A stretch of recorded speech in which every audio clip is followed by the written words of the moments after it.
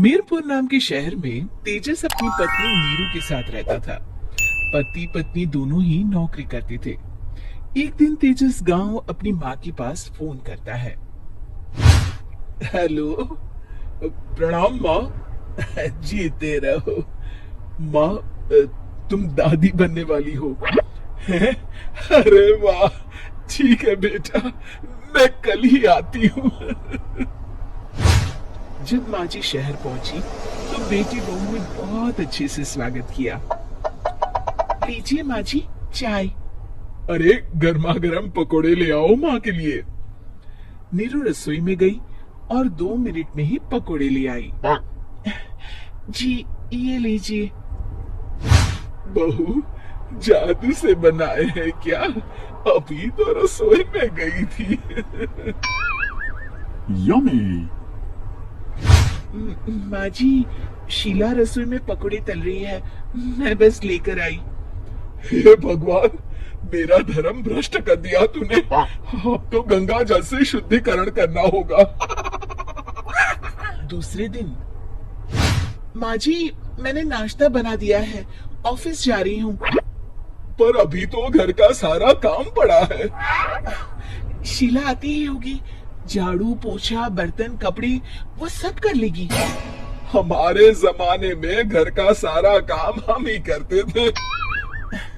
जी माँ जी, आप बहुत होशियार हैं, मैं घर ऑफिस दोनों नहीं संभाल पाती।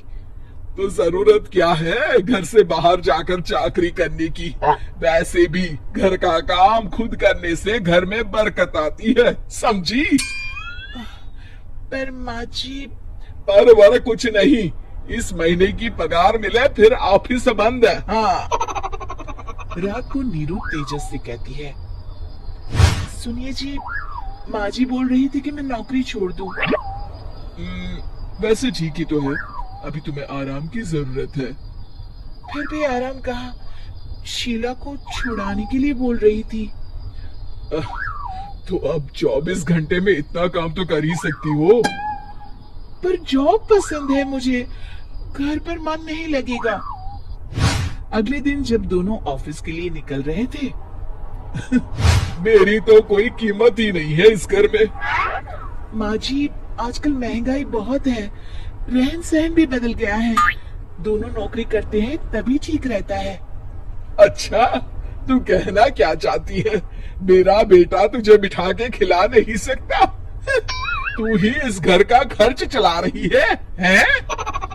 नहीं माँ जी, मेरा वो मतलब नहीं था। मतलब खूब समझती हूँ, ये बाल धूप में सफेद नहीं किए मैंने। हाँ। अब तो ये रोज का काम हो गया था। तेजस भी रोज की चिक से परेशान हो गया था। एक दिन उसने कहा, नीरू, वैसे भी तुम्हें मैटरनिटी लीव मिलने वाली है, तो अभी से ही छुट्टी ले लो।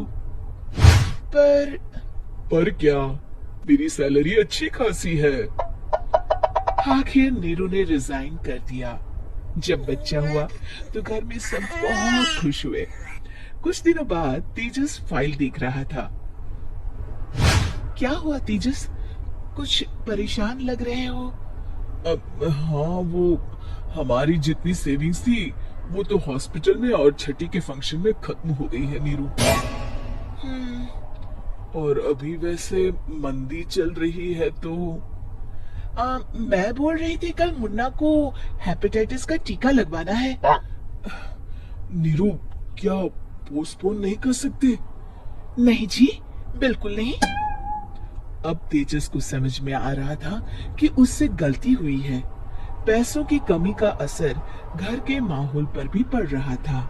अगले दिन, बेटा मेरा चश्मा और ये दवाइयाँ ले आना, पर्चा देते हुए माँ जी ने कहा। जी। तेजस, मुन्ना के लिए दूध का डिब्बा और डायपर भी ले आना, और ये किराने के सामान की लिस्ट है, इसे भी लाना है। तेजस गुस्से में लिस्ट मरोड़ कर फेंकता है और चिल्लाता है, पैसे क्या पेड़ पर उगते हैं? ये ले आना, वो ले आना। अरे पर ये जरूरत का सामान ही है। वो गुस्से में बिना कुछ कहे ऑफिस चला गया। अरे अरे लंच तो ले जाइए। नीरू दौड़कर डिब्बा पकड़ाती है। एक दिन खाना खाने के बाद, नीरू, अब तो मुन्ना कुछ बड़ा हो गया, तो अब तुम वापस ज्वाइन कर लो ना जॉब। पर इस रिसेशन में जॉब मिलना बहुत मुश्किल है। ट्राई तो करो। फिर मुन्ना, माँ जी है ना, और एक फुल टाइम मेड भी लगा लेंगे। पर माँ जी, उन्हें तो पसंद नहीं।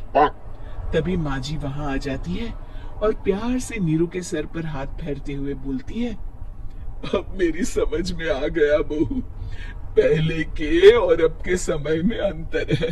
तुम काम शुरू करो, मुन्ना की जिम्मेदारी मेरी। मेरी प्यारी माँ जी, ये कहकर नीरू उनके गले लग गई। शिक्षा, परिवर्तन संसार का नियम है, हमें भी समय के साथ चलना चाहिए।